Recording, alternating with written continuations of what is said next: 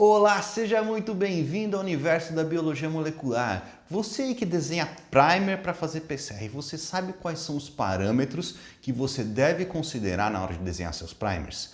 Existem 8 parâmetros fundamentais que eu estou colocando e explicando para você nessa aula que vai começar daqui a pouco, que são os 8 parâmetros para você desenhar primers que funcionam na PCR, que funcionam na vida real. Então, dá uma olhadinha nesse conteúdo que ele está muito legal. Lembrando que essa aula aqui, ela é parte de uma aula mais completa, que é a aula Como Desenhar Primers para PCR, uma aula completa, uma aula de 2 horas que eu falo tudo o que você precisa saber para desenhar primers para PCR. Mas essa aula aqui, na aula está mais curtinha, são esses 8 parâmetros aí que você precisa saber para desenhar primers de qualidade. E, por favor, não se esquece de se inscrever no canal, além de se inscrever, compartilhe esse conteúdo com outras pessoas que podem ter interesse e a gente vai fazer este conteúdo chegar a mais gente e a gente vai desmistificar essas técnicas complexas que são as técnicas de biologia molecular, fazendo com que mais pessoas utilizem e que mais pessoas gerem dados de qualidade nos seus experimentos, tá bom? Então chega de enrolação e vamos para a aula até já!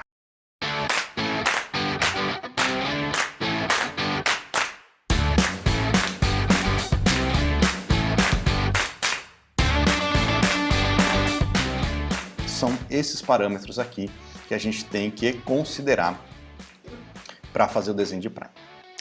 Primer, a gente lembra que eu falei para vocês, nosso objetivo é fazer com que os primers eles se liguem de maneira específica e eficiente às extremidades do alvo que eu quero amplificar. Então todos esses parâmetros que eu estou colocando aqui para vocês, eles são, no final das contas, para que você consiga esses dois objetivos. Que ele se ligue às extremidades do meu alvo de maneira específica e eficiente. Primeira coisa, tamanho. Os primers, eles não podem ser muito pequenininhos, eles não podem ser gigantões. Se eles são muito pequenininhos, você aumenta a probabilidade deles se ligarem em regiões não específicas. Tipo 6, 7 nucleotídeos, você aumenta a probabilidade de se ligar em regiões não específicas. Se você tem fragmentos muito grandes, você também aumenta a probabilidade dele se ligar em regiões não específicas. Mas aí não é por conta de probabilidade, é porque ele é tão grande que ele pode se ligar um pedacinho dele num pedaço do DNA, fazer uma barriga onde ele não se liga e um outro pedacinho pequeno numa outra extremidade, num outro pedaço do DNA. Então ele consegue se ligar ali de uma maneira inespecífica, totalmente bagunçada, que não é o que a gente quer. Tá? Então a gente tem que trabalhar aí por volta de 18 a 25 nucleotídeos, tá? Até um pouco mais se você precisar, depende da aplicação. Quantidade de guanina e citosina. A gente tem que manter uma proporção ali de guanina e citosina em relação à adenina e timina entre 40% e 60% mais ou menos. Por quê? Porque se você aumentar muito a quantidade de guanina e timina, você aumenta muito a temperatura de melt, consequentemente vai aumentar muito a temperatura de anelamento. Se isso acontece, se você trabalha com temperaturas de melting muito alta ou temperatura de anelamento muito alta, você tem maior chance do primer se ligar de maneira inespecífica ao longo da reação de PCR. Então a temperatura de melt do nosso primer ela vai ter que ficar ali por volta de 57, 63 graus, dá para ser um pouco menos, um pouco mais, isso, mas aqui é uma faixa mais ou menos ideal, a temperatura de melt funciona bem. E, muito importante, os primers, você vai desenhar, aqui no caso, 2 primers. Cada um dos seus primers vai ter a sua temperatura de melting específica e a sua temperatura de anelamento específica. Só que a temperatura de melting entre os seus pares de primers, o primer que você vai utilizar numa mesma reação de PCR, ela não pode ser muito diferente. Não pode ter uma temperatura de melt de 65 graus para um primer, para o Ford, e de 50 para o seu reverse. Não pode, porque como é que você vai ajustar a reação de PCR lá, o passo 2, que é o anelamento, que temperatura você colocaria ali com essa diferença muito grande? Então você perde eficiência se eles tiverem temperatura de melt muito distante uma da outra. Então trabalhar com uma diferença aí de mais ou menos, no máximo na verdade, 5 graus entre os seus primers. Repetições, você não quer primers que tenham vários nucleotídeos iguais em seguida, tipo isso aqui, vários A's ou vários T's ou vários G's todos juntos. Isso atrapalha também no momento da ligação com o seu alvo. E GT, GT, GT ou CT, CT, CT, repetição de 2 nucleotídeos iguais também não é interessante. Então você vai evitar essas repetições. E quinto parâmetro aqui. Estruturas secundárias. Vamos trabalhar para evitar as estruturas secundárias. Quem vai fazer isso para a gente é o software. A gente vai estabelecer parâmetros lá no software para que ele vai desenhar primers que não contenham estruturas secundárias ou que tenham estruturas secundárias muito fracas.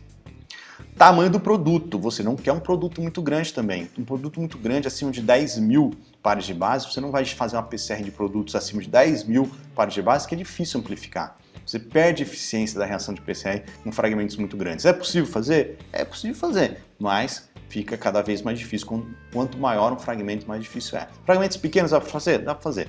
Talvez você tenha um problema para analisar depois na eletroforese, mas em relação à PCR funciona muito bem, fragmentos pequenos. Então aí, no nosso exemplo aqui, vamos ficar entre 500 e 10 mil pares de base, que é um basicão. Região do alvo. Tem que tomar cuidado também com o seu alvo, você tem que considerar informações do alvo também nesse processo. Por quê? Porque às vezes você tem um alvo que tem uma região difícil de amplificar, acontece, nem todo fragmento de DNA vai ser amplificado, vai sofrer a PCR com a mesma eficiência. Tem regiões que são mais difíceis mesmo de amplificar. Talvez aí por conteúdo de GC, talvez por região repetitiva, não importa, mas importa que tem que tomar cuidado da região que você vai escolher. Mais importante que isso, tem que tomar cuidado se você não tem aquela região que você quer amplificar, ela duplicada, triplicada ou copiada em outras regiões do genoma, porque isso acontece. Por exemplo, os pseudogenes são fragmentos, são genes não funcionais. Então imagine vamos pegar um aqui que tem a beta-actina, a CTB. A beta-actina é um gene que tem vários pseudogenes ao longo do genoma. Então tem o gene funcional que gera a proteína, que é o que vai gerar a proteína de fato lá depois da expressão do gene, mas existem outras regiões com aquela mesma sequência, daquele mesmo gene espalhado ao longo do genoma, que não é funcional, que não gera uma proteína, mas ela está lá presente. Então se você desenha um primer que vai amplificar justamente uma região que é comum ao gene e aos pseudogenes dele, você vai amplificar coisa que não te interessa eventualmente. Então considerar qual a região que você está amplificando, e isso depende de caso a caso. Você vai ter que estudar o seu alvo, você vai ter que estudar o seu fragmento aí que você quer amplificar para você ter essas informações e evitar essas regiões repetitivas ao longo do genoma. E depois você tem que considerar também as modificações, os tipos de purificação que você vai fazer do primer.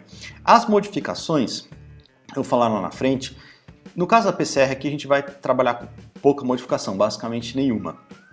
Mas você pode adicionar no seu primer um fluoróforo, por exemplo. Se você precisar detectar esse primer, ou pode ser uma sonda, se você precisar detectar esse primer de alguma maneira, por alguma situação, você pode adicionar um fluoróforo, ou você pode adicionar uma biotina, que vai se ligar uma streptavidina em um processo de purificação, modificações que você pode fazer, as companhias permitem que você faça isso, elas disponibilizam esse tipo de serviço. Aqui no caso hoje a gente não vai fazer nenhuma modificação, a gente vai só comentar sobre primer degenerado, ou primers que eles têm mais de uma sequência. Daqui a pouco eu falo sobre isso, a gente não precisa olhar agora. E depois as purificações, como você purifica ou como a companhia, o seu fornecedor, vai purificar o seu primer depois que ele for sintetizado. A gente vai falar disso também. Então, considera esses 8 aspectos aí, a gente vai jogar isso lá no nosso software agora.